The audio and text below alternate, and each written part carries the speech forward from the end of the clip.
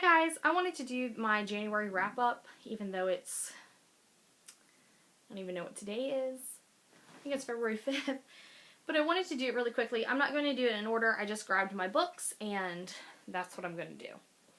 January was a good month for me. I read several books. So the first is Snowed In by Rachel Hawthorne. This is a book I've had for a while, sitting on my shelf. And I decided I was going to read it because I was in the mood for some wintry books, and I decided to read this one. This is a book, like others that I have read, in the same kind of thing. In fact, they're all they kind of have something like this on the back of them. They all kind of have the same look and same format and everything. Not just by Rachel Hawthorne, whoever puts these books out, Harper Teen. I gave this a 3 out of 5. It's a cutesy one, not the greatest, but it was cute. It's about a girl and a mother moving far away from Texas to a cold, wintry place, and she meets a boy and finds out that he has a girlfriend, but yet she's interested in him, and she's usually not interested in being anybody's girlfriend, but she's interested in being his. Very cute. Not the greatest, but cute.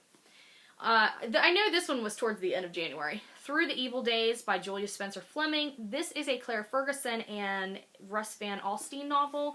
It is number 8. I have not read the rest of them, and I was fine reading this without having read the rest of them. This I gave a 4 out of 5. A cold wintry night in January. A house is burnt. They find 2 bodies inside of it. Eventually find out that these 2 people had been fostering an 8-year-old girl, and the body of the 8-year-old girl isn't found, so they think she's been kidnapped. So they're searching for her. She has something going on with her liver from an accident and needs her medication within like 7 or 8 days, or she will die. Then Claire and Russ are now married. She is pregnant. They go on their honeymoon, I guess, up into the mountains to a cabin, and while they're there, somebody's after them, trying to kill them. And it is like the ice storm of a century, and so they're stuck. It was very good. 4 out of 5. The next is Wolf Winter by Cecilia Ekbach. I don't know how you say her name. This is a 5 out of 5 read for me. I totally enjoyed it. It is about a family with 2 young girls that move from Finland to Sweden, and the very first thing they do is the oldest girl finds a body in the woods, and this is the story of how they are trying to find out who killed this person and why, as well as it's a really, really bad storm, I guess, one that they haven't seen in years, this kind of storm. And so this is their story of surviving the storm, as well as trying to find out who killed this person. This was an amazing read to me. It was slow-paced, so don't think that you're getting a thriller that is fast. This is completely slow-paced, but I enjoyed it because I enjoyed learning about the culture and how they believed. There were ghosts that were a part of this. I don't know, I just found it very interesting how they believed things. This was placed in 1717, so, I mean, obviously it's a different time period, but it just was interesting to read about how they believed about things and thought about things.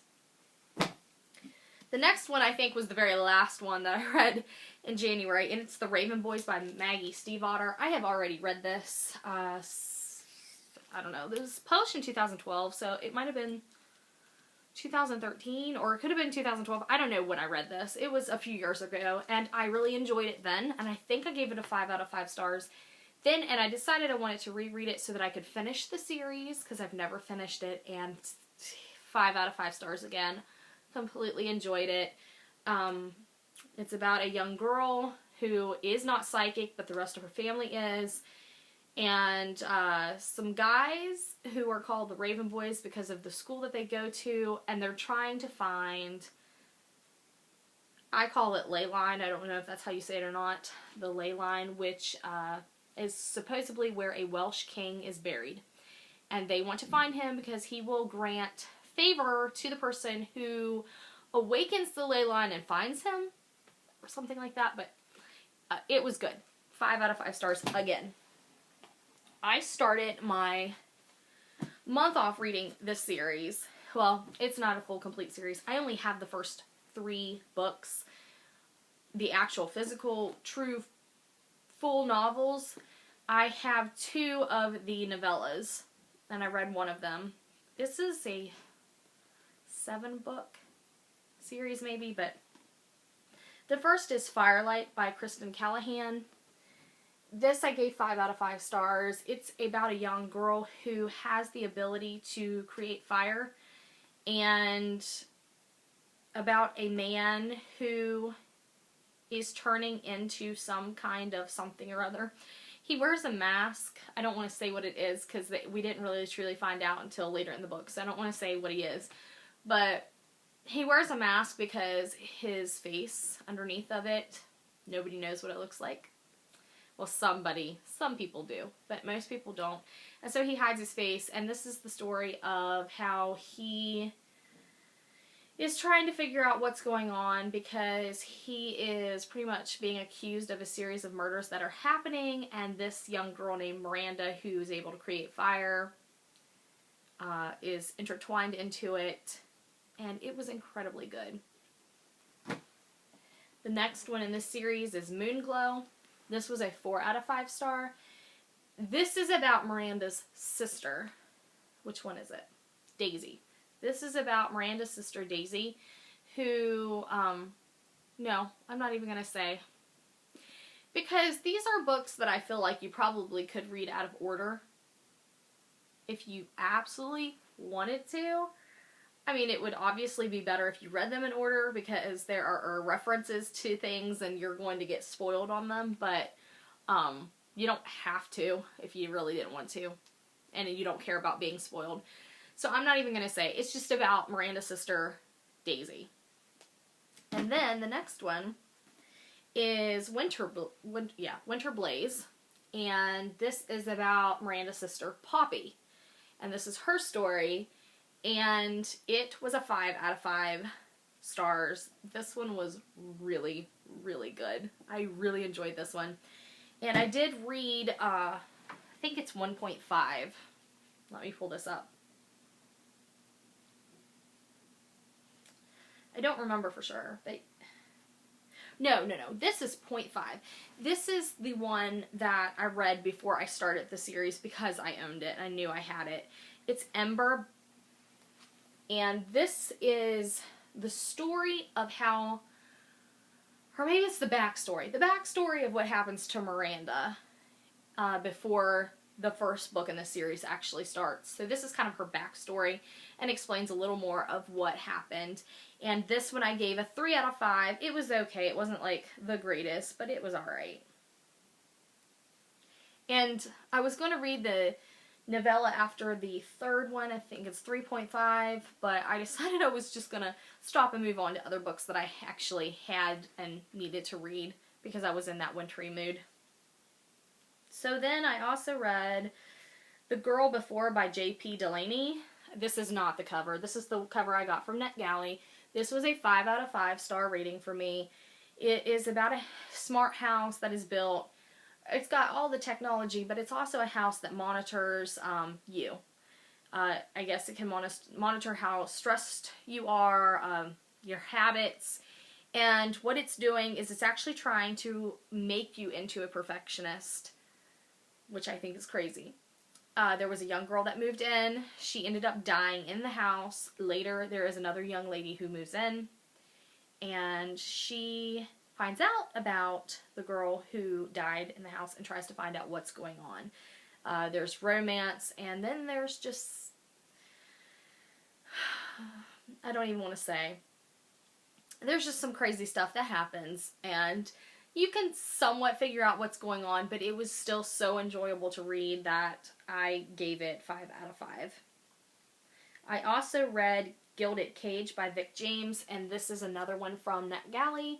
And this one was very interesting. I gave it 4 out of 5 stars, and I actually can't wait to read the next book in the series or whatever it's going to be. I think it's supposed to be a series. Or maybe it's supposed to be a trilogy. This was interesting because this is placed in London, I believe.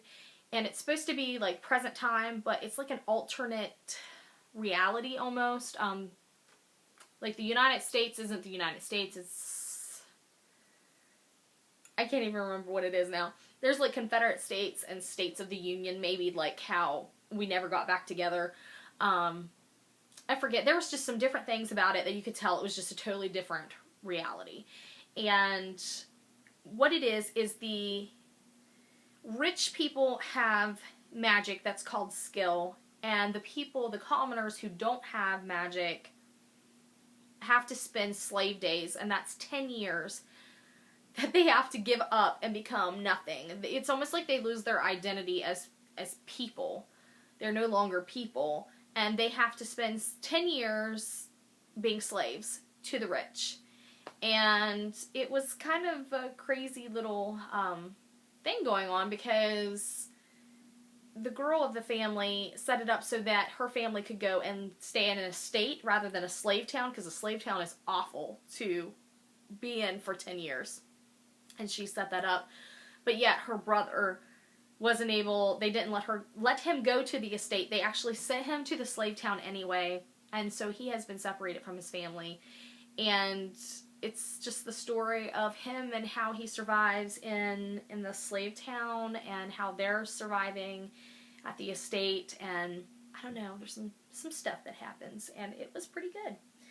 I also read The Swap by Nancy Boyarsky. I can't speak today.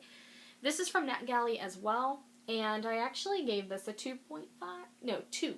I gave this a 2 out of 5 stars. And I was excited to read this because I thought it was going to be really good, and that's why I requested it from NetGalley. I didn't enjoy it. It is a thriller, but the main character, Nicole, is very aggravating. She made very awful decisions left and right throughout the whole story that just didn't even make sense to me, and I so disliked her that I ended up disliking the story. There were a lot of cliches, which sometimes is totally okay, I can read, but when you have a character that you just don't care for at all, but I read it all the way through. And then I also read, oh, I didn't have this one up, maybe if I can get it to come up. I also read Dumplin' by Julie Murphy. And this one I gave 3 out of 5 stars. It was just okay. It's about a young girl who I think is heavyset, and her mother is over the beauty contest that happens annually in her town. And in fact, her mother used to be one of the queens. And it is her story of entering the contest, and there's some other girls who enter the contest with her, and it's just her story of what happens, and yeah, it was okay. It was okay. So it was 3 out of 5. And that, I believe, no, that's not it. That's not all. I read one more from NetGalley, and it's called Mad or Bad: Crime and Insanity in Victorian Britain by David J. Vaughan. I don't have the cover for it because this is all that they sent me from NetGalley. This one I did not finish. I made it 57% of the way through, and I DNF'd it. But I still felt like I could rate it, and I rated it a 2 out of 5 because it was just okay. I was incredibly bored. I didn't get the fact that he made a section of just names in the front and who they were and what they did, which I couldn't even remember any of that information by the time I got to the stories. There was a section of terminology and definitions of that. I didn't remember some of that. I recognized the words, but I didn't always remember the definition. And then it finally got into the stories, and the best parts were when they described what happened and the actual crime, and then once it got into the court case, some of it could be interesting, but most of it was incredibly boring because it was just so dry and bland. I feel like this could be for somebody who maybe needs to do research or some kind of paper that's not like too crazy serious, that type of thing. But for enjoyment, I did not enjoy this at all. But I just did give it a 2 out of 5 rather than a 1 because, like I said, I feel like it could be useful to somebody. But that is all I read for the month of January. February is not going as well. I definitely haven't read as much in the 5 days that I probably did in the beginning of January, but that's okay. I read a lot in January, way more than what I thought I would. So that's it. I hope you guys have had a good month, and I will see you guys later.